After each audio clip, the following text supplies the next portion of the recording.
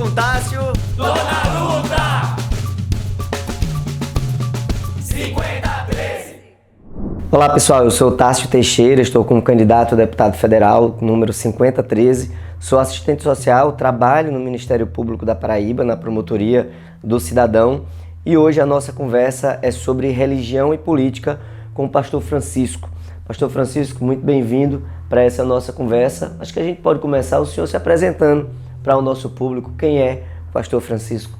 O meu prazer de estar aqui nessa tarde com você, uma pessoa que eu quero bem, um homem que tem na sua história passos e marcas de Jesus, porque a gente já percebe quem é Cristo através dos atos das pessoas, e você é uma pessoa boa, e isso para mim é de uma valia imensa.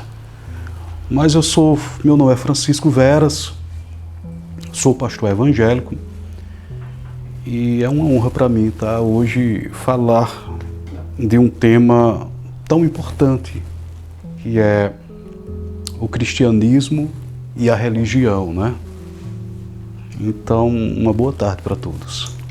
Boa tarde. Religião. E qual a importância de falarmos em tempos de hoje em fé, em religião? Como isso se junta? Como isso está apartado? Uma é mais importante que a outra. Fé e religião.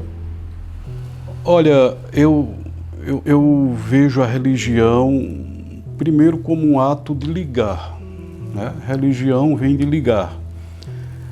Em segundo, a importância da religião de humanizar as pessoas, de fazer um ser humano melhor, de nos ajudar a pensar. E sempre eu falo que a religião ela tem uma importância crucial na vida do ser humano e na vida da política, porque Jesus ele foi um político sem ter vínculo partidário, né? Mas ele já tinha uma política de levar para as pessoas o bem-estar, de levar para as pessoas o seu direito de ser feliz.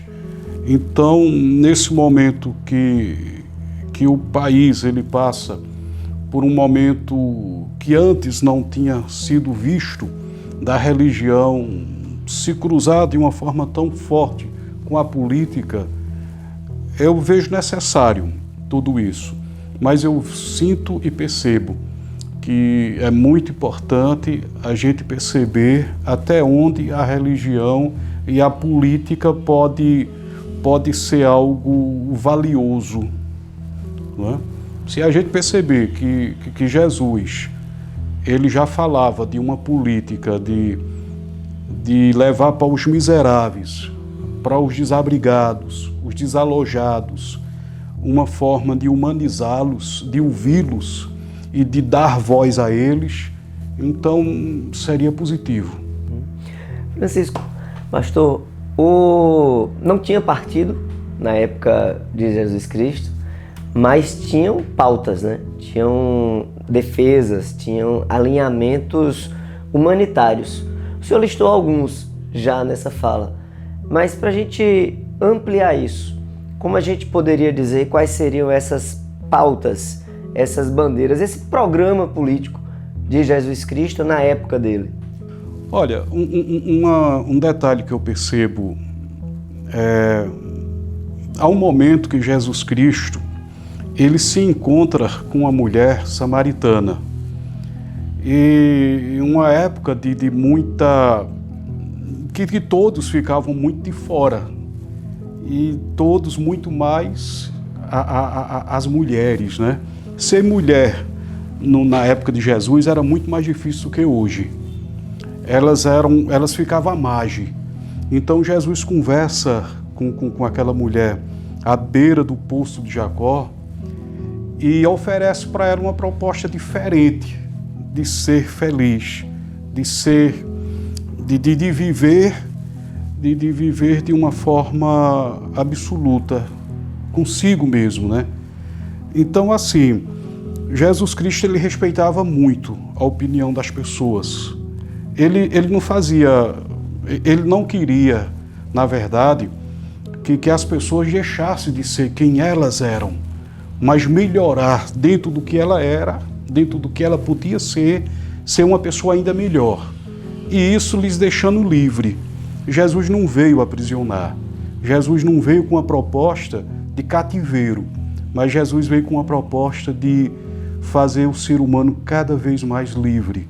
Então, se Jesus, creio eu, se ele estivesse hoje fisicamente em nosso meio, uma pauta que ele ia defender era a igualdade, que todo ser humano é igual, que todo ser humano merece ser respeitado, independente das suas posições, seja ela religiosa, seja ela de qual grau for humano, mas Jesus sempre respeitava cada ser humano na sua posição e na sua forma de ser humano. Ele já nasceu perseguido, né? Já nasceu fugido, já nasceu retirante, como muitos e muitas de brasileiros e brasileiras nessa nossa imensidão de diferença geográfica, pessoal, política. E hoje, esse Jesus perseguido, como a gente pode ver quem são esses perseguidos na atualidade? E se Jesus Cristo caminharia com eles, em qual sentido?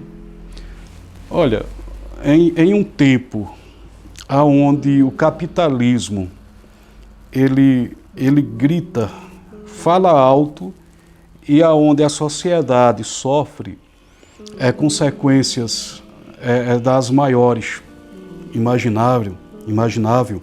Então, eu creio que Jesus, uma das pautas que Jesus ia defender era do ser humano ter direito à moradia, ter direito a uma vida digna, né? Ter direito a um trabalho que lhe desse um sustento justo, ter direito à saúde, ter direito à educação. Com certeza absoluta, Jesus ia defender pautas dessa natureza. E em outra parte da diversidade, na diversidade religiosa, né? Porque ele também foi perseguido pela religiosidade da época, quando ele trazia e falava do Deus dele. Como ele se relacionaria aqui nesse nosso Brasilzão com a diversidade religiosa que nós temos, para além do cristianismo, né? Já que a gente percebe que determinados setores trabalham e respeitam o cristianismo, mas além dele, nós temos outras religiosidades, outra diversidade. Como esse Jesus transitava na diversidade daquele período e como a gente pode ver esse trânsito com essa caminhada de amor e acolhida desse Jesus? Com muito respeito a credos que não fosse até cristianismo, né? Até porque Jesus ele não veio pregar o cristianismo. É interessante isso. Ele não trouxe nenhuma religião. Ele pregou, a única coisa que Jesus pregava era o amor através do seu próprio amor, de trazer para as pessoas uma felicidade infinita, né? Após a passagem dessa vida. Então, com certeza, ele ia respeitar todas as religiões, seja ela de qual tipo fosse, de qual origem fosse, seja ela do Oriente, seja ela a África, né? Qualquer religião ele ia respeitar com muito amor, com muito carinho, ia ter espaço em todas, tenho certeza absoluta disso. Eu li aí nas entrelinhas dessa sua declaração, dessa sua fala, liberdade, porque vejo aquele Jesus nessa caminhada histórica pregando livre, sem uma instituição, e lá na frente alguns setores se apropriando dessa institucionalidade e dizendo é por aqui, é por ali, e algumas delas por vezes se desprendendo do essencial, né? Que é esse respeito, é essa diversidade, que é esse amor, que é essa liberdade, independente de raça, de gênero, de orientação sexual, de localidade de nascimento. Então, liberdade eu penso que define muito esse percurso. O que me encanta em Jesus, uma das coisas que me encanta muito nele, é um momento que uma mulher está prestes a ser apedrejada. E Jesus ali, ele toma parte. Ele não fica alheio de tudo aquilo. Ele toma parte e diz, olha, algum de vós que não tiver pecado, que atire a primeira pedra. Então eu não vejo agressão maior hoje do que o julgamento, o lixamento que o ser humano sofre se não obedecer a certa norma de vida. Jesus respeitou aquela mulher, sendo ela quem ela era. Mas Jesus, o que mais deixou indignado ele, é o contraditório. É ele perceber naquelas pessoas que queriam apedrejar aquela mulher, pessoas que faziam costumes levianos, pessoas levianas, pessoas hipócritas, pessoas que na calada da noite usavam o corpo daquela mulher, mas agora queria apedrejá-la. Então uma coisa que eu tenho certeza absoluta, que Jesus não ia aceitar e nem admitir, era a hipocrisia que a gente vive, sabe? O quanto mais, né? Você é preciso ter muito dinheiro para provar para alguém que tem Jesus. E a propriedade, né? Jesus é meu, Jesus não é de fulano. Então eu tenho certeza absoluta que ele não ia aceitar esse tipo. Naquele período ele já ensinava também a questão do ter lado, né? De um lado que é contra as injustiças, de um lado que é por direitos, que é do respeito a esse mundão tão diverso. E eu tenho dito, Pastor Francisco, que essas eleições aqui é uma eleição que não tem muro, é uma eleição que não tem como a gente dizer não tem nada a ver com isso. É uma eleição onde a gente tem uma possibilidade de retomar a luta por justiça. Como é que a gente pode falar em Cristo quando temos 10 vezes menos sendo gasto do orçamento público no enfrentamento à fome, ao tempo que 10 bilhões vai para uma grande empresa que está fechando e demitindo, ao tempo que banqueiros recebem mais e mais, que poucos com muita casa e tanta casa sem gente no nosso país, tantos desabrigados, tantos e tantas endividados e endividadas. Então, que Cristo é esse que alguns defendem, mas defendem para o meu, para o que eu posso, mas fecho os olhos para essa diversidade de famintos e desabrigados que nós temos em nosso país. Se você perceber que por trás de cada ser humano existe uma vida, existe uma história e existem sonhos, então eu diria a você que seria e que é inaceitável para Jesus ele ver tanta desigualdade, sabe? Tantas pessoas morrendo de fome, um país que produz tanto, um país rico, um país que tem assim uma riqueza imensa. Nós somos ricos em muitas coisas. Temos água, temos uma riqueza imensa, mas tudo que é produzido de bom vai para fora. E os nossos morrendo de fome. Então, uma coisa que Jesus não ia admitir seria, sem sombra de dúvida, essa política egoísta, uma política que massacra, uma política que rouba sonhos, que roubam direitos. Certamente, o direito maior que Jesus traria para as pessoas seria o de se alimentar, de não ver ninguém morrendo de fome. ele não ia aceitar ver os seus filhos à mercê, sem dormir com fome. Sabe quantas crianças que, enquanto a gente conversa agora, estão morrendo desnutrida? Simplesmente morre desnutrida. Terceiro país do mundo em produção de alimentos. Primeiro país do mundo em proteína animal. Alimentamos o mundo afora 1 bilhão de pessoas e temos mais de 60 milhões de brasileiros e brasileiras em segurança alimentar. As nossas crianças morrendo de fome, e isso é uma coisa vista a olho nu, está aí para todo mundo ver. Mas o sistema capitalista, o sistema cruel que vivemos, ele não dá direito às pessoas de viverem, de sonharem, de criar os seus filhos, né? De fazer do seu filho um doutor, de fazer do seu filho uma pessoa que, um advogado, um juiz de direito, um dentista. Então, o que eu acho lindo em Jesus é que a proposta dele é fazer de todos um só, que todos tenham direito, que todos tenham acesso, que o direito que o filho do rico tem a se formar-se, a ser uma pessoa de uma posição intelectual elevada, é a mesma que o filho de Dona Maria tem de ter.